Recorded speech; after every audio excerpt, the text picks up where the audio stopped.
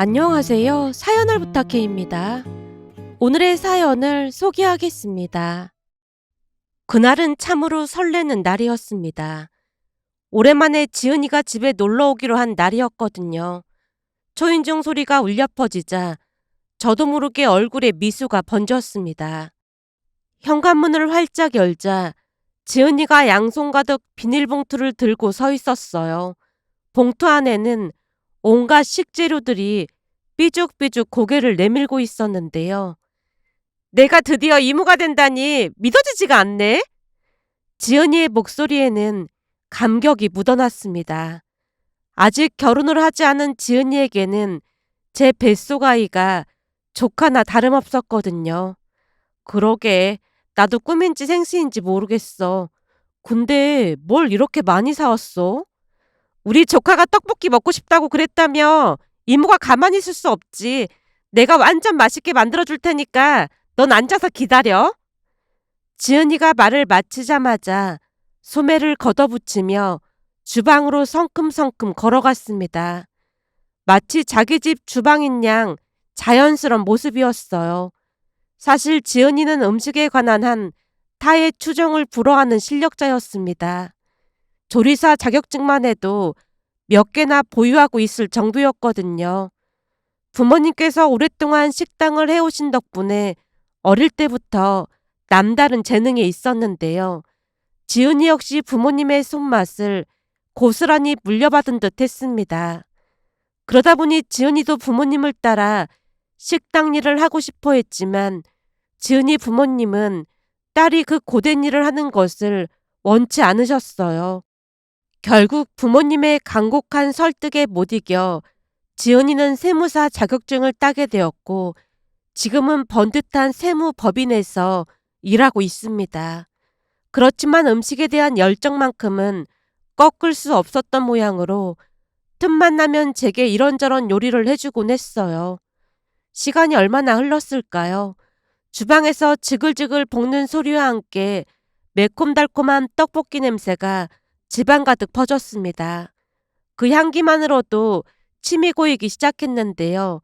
이어서 구수한 어묵 우린 국물 냄새까지 더해지니 배에서 꼬르륵 소리가 절로 났습니다. 자, 완성이야! 지은이의 우렁찬 외침과 함께 주방에서 모습을 드러낸 빨갛게 윤이 나는 떡볶이가 하얀 접시 위에서 보석처럼 반짝였고 투명한 유리그릇에 담긴 어묵탕에서는 김이 모락모락 피어올랐어요. 지은이가 그 음식들을 식탁 위에 정성스럽게 올려놓더니 마치 자신의 작품을 감상하는 예술가처럼 기대에 찬 눈빛으로 저를 바라봤습니다.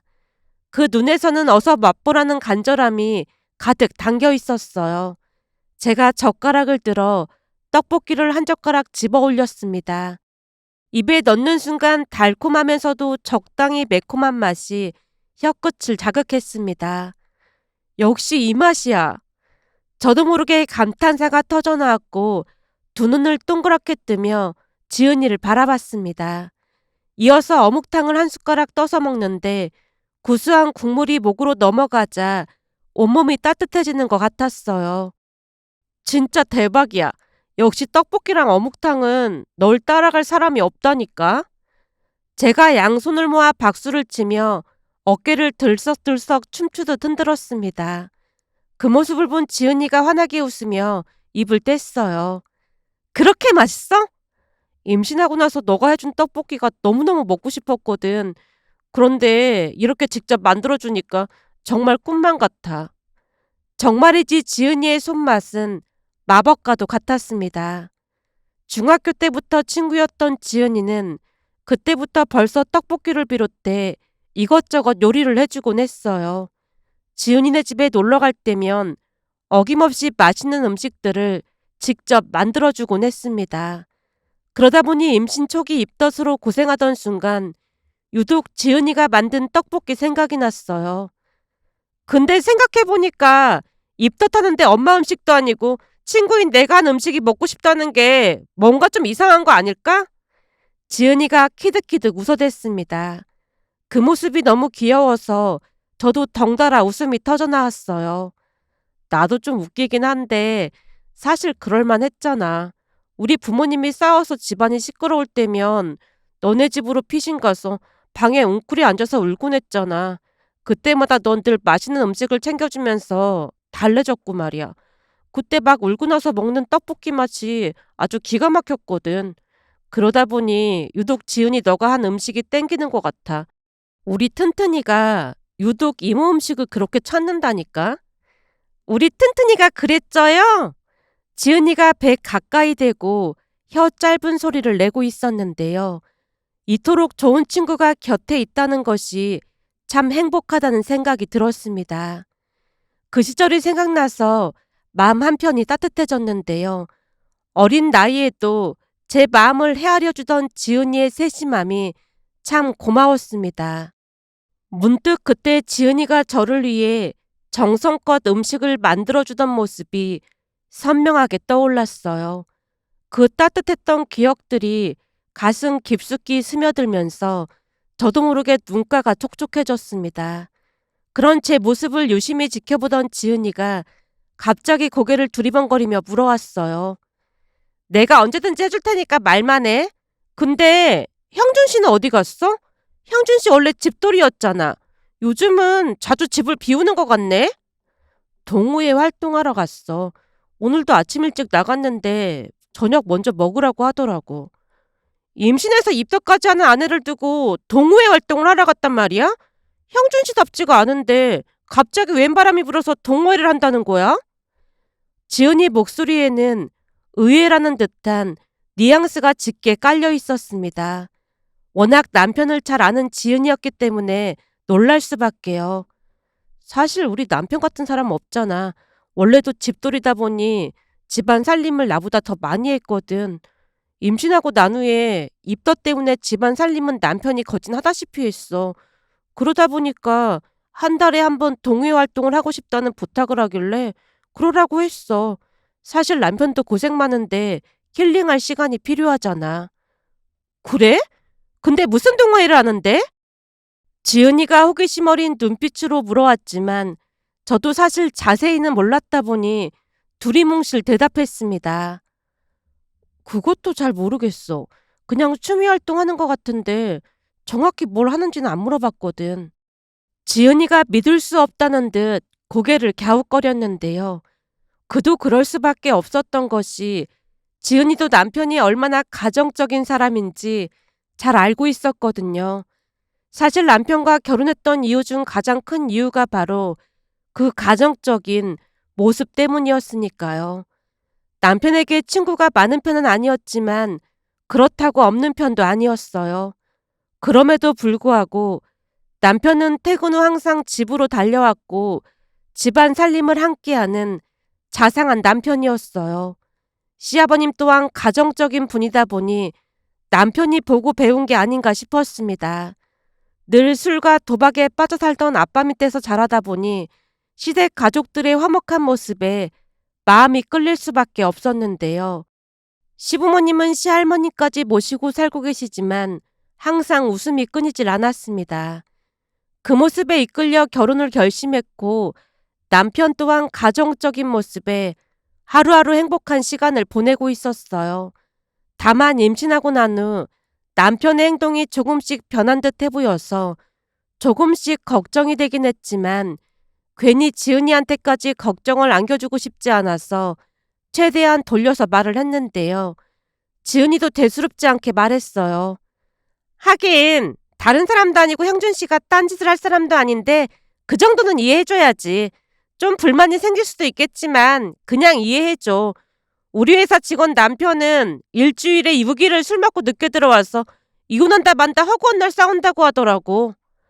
일주일에 6일을 술을 마신다고?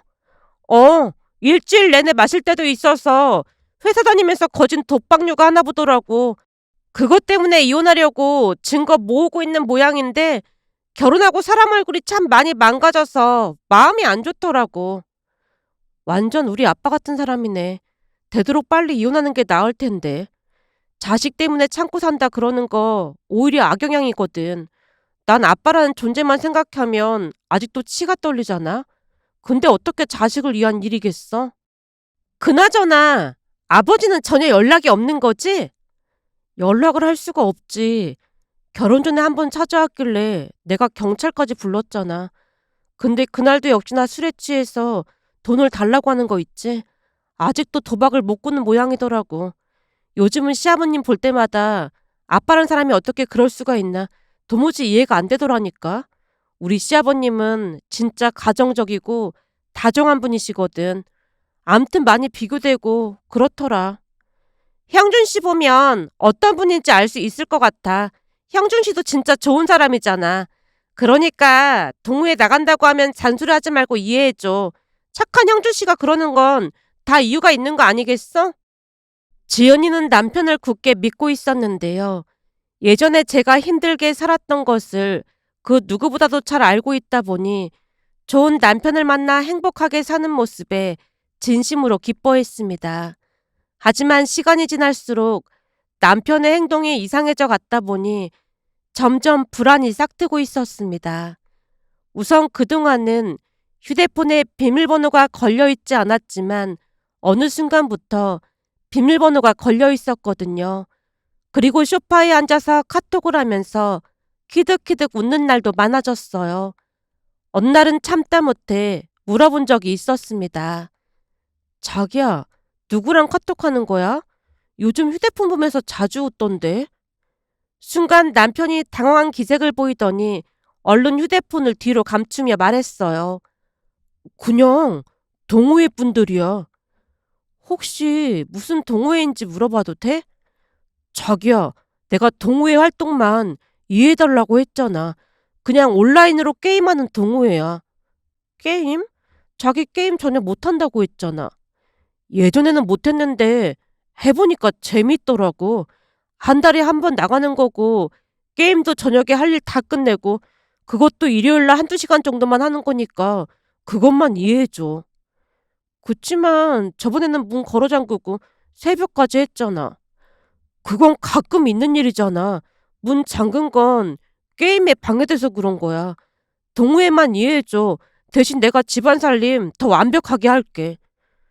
그리고 자기 예전에는 휴대폰 비밀번호 안 걸어놨었는데 요즘은 걸려있더라? 나한테 뭐 숨기는 거 있는 것 같아서 조금 기분 나쁘려고 해. 아, 그건 그럴 수 있겠네. 근데 혹시 회사에서 누가 볼까봐 그런 거지. 별 의미는 없었어. 그럼 내가 비밀번호 알려줄게. 남편이 서스럼 없이 휴대폰 비밀번호를 알려줬습니다. 그 모습이 어쩐지 어색해 보였지만 더 이상 캐묻기도 그래서 그냥 넘어갔는데요. 문제는 시간이 지날수록 수시로 휴대폰을 들고 키득키득 웃으며 시간을 보내는 날이 많아졌습니다. 그러던 어느 날은 막내 시누인 아가씨가 평소 제가 좋아하던 머핀을 사서 찾아온 적이 있었어요. 남편 누나인 형님과도 사이가 나쁘진 않았지만 동갑인 시누이와는 각별한 사이로 친하게 지내고 있었습니다. 현관벨이 울리더니 아가씨의 밝은 목소리가 들려왔어요. 언니, 지나가던 길에 잠깐 들렀어요. 어서 오세요. 오빠는 아직 퇴근 안 한 거예요? 오늘 회사에 일이 있어서 조금 늦을 거래요. 그럼 아직 밥 안 먹었겠네요? 네, 간단하게 차려 먹을까 했어요. 제가 맛있는 거 사드릴 테니까 같이 나갈래요? 진짜요? 그럼요. 참, 그리고 이건 그때 머핀 맛있게 드시길래 좀 사와봤어요. 그렇지 않아도 가끔 생각났는데 진짜 감사해요. 막내 시누이와 함께 식당에서 밥을 먹던 중 시누이가 걱정스레 물었습니다. 언니, 근데 임신해서 얼굴이 안 좋은 거예요? 아니면 무슨 걱정거리라도 있는 거예요? 아, 막 티나요? 저도 모르게 한숨이 새어나왔는데요. 속마음을 숨기려 해도 표정에 다 드러났던 모양이었어요. 당연하죠. 평소랑 다르게 얼굴이 많이 어두워 보이는데 무슨 일이에요? 신우의 얼굴에 담긴 진심 어린 표정을 보고 결국 쌓였던 마음을 털어놓기 시작했습니다. 사실 요즘 남편이 매일같이 카톡을 하면서 키득키득 웃거든요. 예전에는 그런 적이 없었는데 임신하고 나서부터 그러니까 마음이 좀 이상해요. 그리고 아가씨도 알다시피 우리 친정아버지가 술에 도박에 그 때문에 부모님이 이혼까지 하셨잖아요. 그래서 요즘 들어 조금 걱정되고 그래요. 혹시 그이한테 여자가 생긴 게 아닌가 하는 생각까지 하게 되더라고요. 에이, 설마요. 다른 사람은 몰라도 오빠가 그럴 리가 없잖아요. 신우이가 손사래를 치며 고개를 저었지만 제가 계속해서 말을 이어갔어요. 저도 그렇게 생각했는데 최근에 그이가 휴대폰을 두고 마트에 간 적이 있었거든요. 물론 카톡 확인해보면 안 되긴 하는데 계속 카톡이 울려서 확인해봤더니 동호회에 여자들도 있는 것 같더라고요. 여자요? 설마요. 오빠 그런 거 완전 질색하는 사람인걸요? 신우이의 눈이 동그래졌어요. 보니까 미스 코리아도 있고 꽃분이도 있고 신데렐라도 있더라고요. 딱 봐도 단체 카톡방이던데 여자인 것 같잖아요. 참, 햇살 루나라는 사람도 있더라고요. 가명을 쓴 것 같은데 근데 그 이름들을 어디서 들어본 것 같은데? 신우이가 눈을 가늘게 뜨며 중얼거렸어요. 어디서 들어보다니요? 아니, 딱 듣는데 왠지 익숙한 것 같아서요. 왜 익숙한 건지 모르겠네. 신우이가 잠시 고개를 갸웃거렸습니다. 그러더니 곧 놀라운 말을 꺼냈어요. 아, 맞다. 평소에 할머니 방에 있는 컴퓨터를 제가 자주 봐드리거든요. 거기서 그 이름들을 봤던 것 같아요. 할머니 컴퓨터에서 그 이름을 봤다는 게 무슨 말이에요? 갑작스러운 신우이 말에 당황스러웠어요. 도대체 할머니와 그 닉네임들이 무슨 연관이 있다는 건지 이해가 안 갔거든요. 곧 신우이가 놀라운 말을 꺼냈습니다. 어느 날부터 할머니가 컴퓨터로 고스톱을 치기 시작했거든요. 처음에는 제 방에서 치시다 보니까 불편한 점이 많아서 제가 컴퓨터를 새로 사드렸어요. 그 뒤로 컴퓨터에 문제가 생길 때마다 가서 봐드렸는데 그때 화면에서 그 닉네임들을 봤던 것 같아요. 순간 입이 딱 벌어졌습니다. 그런데 신우이가 더욱더 놀라운 말을 이어갔어요. 근데 더 놀라운 게 있어요. 신우이의 눈이 반짝반짝 빛나며 목소리에 흥분이 섞여 있었어요. 생각해보니 엄마 아빠도 함께 고스톱을 치고 계시거든요. 처음에는 할머니 혼자 치시는 줄 알았는데 엄마 아빠는 거실에 컴퓨터를 새로 설치하고 거기서 치고 계시더라고요. 할머니는 할머니 방에서, 엄마 아빠는 거실에서 각각 컴퓨터로 접속해서 함께 고스톱을 치시더라니까요. 근데 뭐가 그렇게 재미있는 건지 깔깔거리고 웃고 난리도 아니에요. 할머니는 독수리 타법으로 키보드까지 치시는데 점점 손이 빨라지시는 것 같더라고요. 치매 예방에도 좋을 것 같아서 잘 도와드리고 있는데 분명히 그때 봤던 닉네임들 같아요. 언니, 제가 집에 가서 정확히 확인해보고 전화드릴게요. 그리고는 서둘러 집으로 돌아갔는데요. 시간이 얼마나 지났을까요? 신우이에게서 전화가 걸려왔습니다. 언니, 맞아요. 할머니 컴퓨터에서 확인해봤는데 정말 그 닉네임들이 있어요. 신우이 목소리가 흥분되어 있었어요. 미스 코리아 꽃분이, 신데렐라 햇살루나, 이 이름들 맞죠? 그리고 또 다른 이름도 있는데 대두 킹콩이라는 분도 계시네요. 맞아요. 그 닉네임도 봤던 것 같아요. 그래서 할머니께 살짝 여쭤봤거든요. 근데 할머니 말로는 가족이랑 하는 거라고 하시던데 오빠한테 한번 물어보세요. 제가 볼 때 가족들이랑 하는 것 같아요. 정말요? 그럼 그이한테 확인해 볼게요. 전화를 끊고 남편이 돌아오기를 기다렸습니다. 남편이 집에 들어서자마자 곧바로 물었더니 화들짝 놀라며 말을 더듬다가 어렵게 말을 꺼냈습니다. 저기, 사실은 가족들이랑 동호회했던 거야. 근데 왜 나만 모르게 했던 거야? 자기만 모르게 한 건 아니고 막내도 모르게 했던 거지. 그러니까 왜 우리만 모르게 했던 거냐고. 그게 그 게임이 고스톱이거든. 자기가 고스톱을 워낙 혐오하잖아. 그러니 말도 못 꺼낸 것뿐이야. 사실 그 동호회 멤버에 장모님도 계시거든. 뭐? 엄마도 멤버라고? 오, 다 함께 하고 있었어.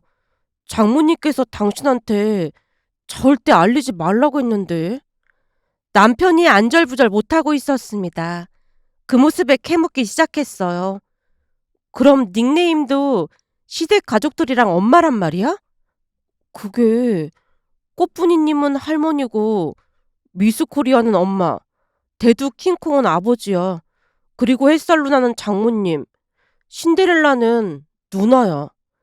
형님도 멤버란 말이야? 어쩌다 보니 그렇게 됐어. 근데 닉네임을 왜 그렇게 지은 거야? 그게 할머니는 어릴 때 너무 예뻐서 별명이 꽃분이셨대. 그래서 그 영광을 찾고 싶다고 하셔서 그렇게 지은 거고, 그리고 엄마는 꿈이 미스코리아였다고 해서 그런 거고, 아버지는 머리가 너무 커서 할머니가 대두 킹콩이라고 지으셨어. 엄마는 왜 햇살 누나야? 아, 그게 장모님이 최근에 많이 우울해하셔서 햇살처럼 빛나라고 할머니가 지어주신 별명이야. 그럼 형님은 왜 신데렐라야? 그건 12시면 무조건 자러 가거든. 그래서 신데렐라로 지었어. 아니, 이름을 놔두고 왜 닉네임으로 지은 거야? 그게 사돈 어르신 사돈 매번 이렇게 부르기 좀 힘들다고 그러니까 진짜 동호회를 한다는 생각으로 닉네임을 부르기 시작했거든. 꽃분이님 이렇게 부르면 기분도 좋고 편하잖아. 근데 엄청 반응이 좋았어. 그러다 보니 계속 닉네임으로 부르게 됐어. 남편 말에 할 말을 잃었습니다. 순간 엄마가 왜 우울하다는 것인지 궁금증이 일어서 물었어요. 근데 엄마가 우울하다는 건 또 무슨 말이야? 장모님이 절대 말하지 말라고 했는데 그냥 모른 척하면 안 될까? 간절한 남편 모습에 더욱 궁금증이 일어서 따져 물었습니다. 자기야, 이러면 뱃속 아이한테 안 좋을 뿐이야. 그러니까 대체 무슨 일이 있었는지 똑바로 말해. 제 물음에 남편이 기막힌 말을 꺼냈습니다. 사실은 장인어른이 간 이식을 받아야 해서 작은 고모님이 장모님을 찾아오셨다나 봐. 그래서 장모님 보고 핏줄이라고는 당신밖에 없으니까 당신이 간 이식을 해줘야 한다고 부탁을 했지만 장모님이 완강히 거절하셨다나 봐. 남편의 목소리가 점점 작아졌어요. 장모님도 그럴 수밖에 없었던 이유가 큰 고모님이 이미 간이식을 한번 해주셨다는데 또 술을 마시는 바람에 다시 간이식을 받아야 하는 상황이었대. 장모님 입장에서는 그런 아버지에게 간이식을 절대 못 해준다며 자기한테 말도 꺼내지 않으셨던 모양이야. 장모님 말씀으로는 딸인 당신이 더 소중해서 내린 결정이었대. 거기다 살면서 내내 아버지 노릇도 제대로 못한 장인어른한테 간까지 이식해주면 당신 인생이 얼마나 불쌍해지는 거냐면서 절대 안 된다고 하신 모양이야. 그런데 몇 달 뒤 장인어른이 세상을 떠나셨대. 그 순간 저는 숨이 막히는 것 같았습니다. 아버지가 돌아가셨다는 것도 충격이었지만 엄마 혼자 그 모든 고통을 감당하고 계셨다는 사실이 더욱 가슴을 아프게 했어요. 그로 인해 장모님이 알게 모르게 스트레스를 받다 보니 우울증까지 오게 된 거야. 죄책감도 느끼시고 그런 모양이더라고. 그치만 장모님은 같은 상황이 다시 반복된다고 해도 절대 당신한테 말 안 했을 거래. 남편의 눈가가 촉촉해지는 것이 보였습니다. 그래서 내가 장모님께 고스톱을 가르쳐드리기 시작했어. 처음에는 장모님이 고스톱이라는 말에 학을 띠셨는데 내 친구 어머니도 우울증이 깊어지셨을 때 온라인 고스톱 게임 가르쳐드리고 온 가족이 함께 하니까 조금씩 나아졌다고 하더라고. 처음에는 둘이서 맞고를 치다가 점점 재미있어 하셔서 어쩌다 보니 가족들까지 합류하게 된 거야. 근데 정말로 장모님이 점점 밝아지시는 거야. 그래서 가끔 모여서 밥도 먹으면서 친목 도모도 하고 그런 거야. 그런 게 있었으면 말을 했어야지. 그게 장모님은 자기가 혹시나 죄책감을 느낄까 봐 걱정하셨어. 그래도 아버지잖아. 거기다 자기가 고스톱을 워낙 혐오하다 보니까 아무도 말을 못 꺼낸 거고 말이야. 그날 남편이 그냥 모른 척 해달라고 몇 번이나 신신당부를 했기에 그냥 모른 척 하기로 했습니다. 그날 이런저런 생각이 스쳐 지나갔습니다. 아버지에 대한 정이 전혀 없었던 것인지 슬픔보다는 인생이 참 불쌍하고 딱하다는 생각만 들 뿐이었어요. 그게 더 제 마음을 아프게 했다고 해야 할까요?